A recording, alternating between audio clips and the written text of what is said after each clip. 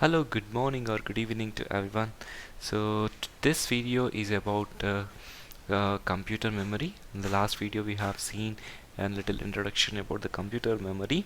So starting with what are bits, what are bytes, and so on.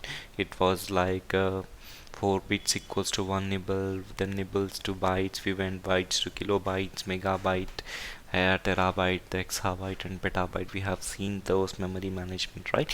So now we will be seeing more in detail about computer memory.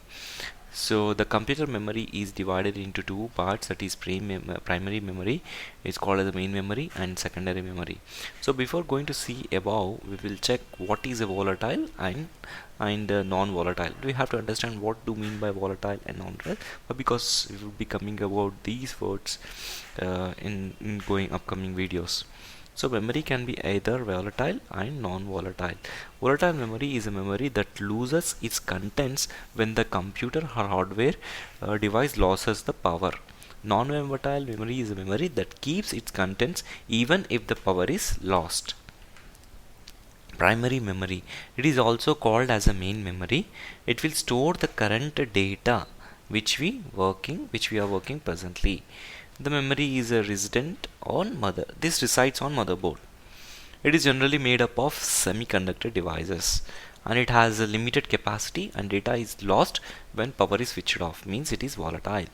The main memory is of two types. One is RAM and other is ROM. Let's see what is RAM. RAM means random access memory. It is read-write memory, means user can read from it and also write on it. It is a volatile in nature. So if your computer freezes or reboots when working on a program, you lose anything that hasn't been saved. ROM is quite opposite to this. ROM means read-only memory. It is read-only memory. User can't write on it.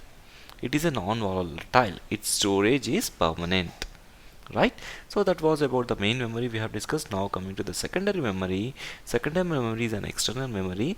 Because of amount of primary memory is less and the RAM suffers being volatile and also roam from the non-writable. This alternative is called as an external memory. Nowadays you have been seeing an external hard disk or a pen drives and everything, right? So these are all called as an secondary memory. Okay, so this was about the more in detail about the computer memory. Thank you so much for watching this video. Have a great and pleasureful day or an evening. If you like this video, please feel free to subscribe.